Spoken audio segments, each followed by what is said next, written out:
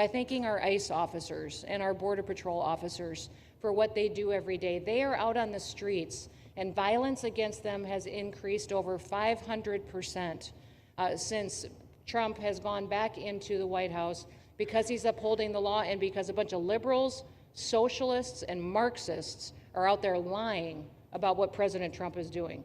President Trump is upholding freedom by what he is doing. The freedom to live safely in this country and to do things legally and to have justice. And because those liberals, and I'm calling out you, CNN, I'm calling you out because you lie every single day about what these operations are. We are going after murderers and rapists and traffickers and drug dealers and getting them off the streets and getting them out of this country because Joe Biden let the worst of the worst come in here. The other day I was talking to some marshals that have been partnering with ICE.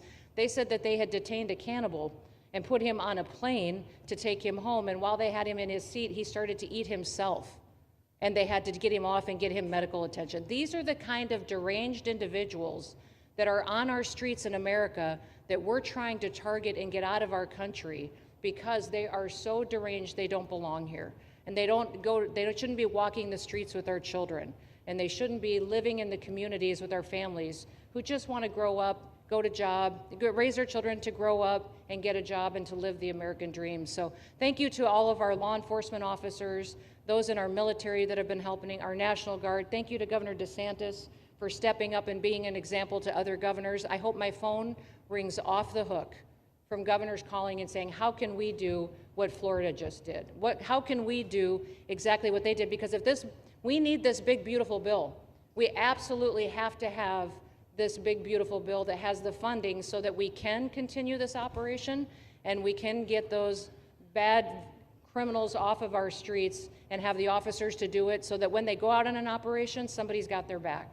Somebody's got their back, they can do it safely, and they can go home to their families at night too. So this bill needs to pass through Congress so we have the resources at the Department of Homeland Security to make sure that our homeland truly is secure. And Mr. President, thank you for Stephen Miller.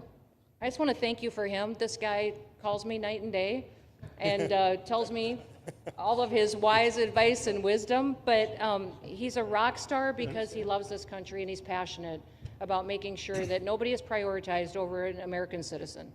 We love everybody. We do. We love everybody. Not everybody. But, well, a lot of people. But we shouldn't be putting people illegally above citizens.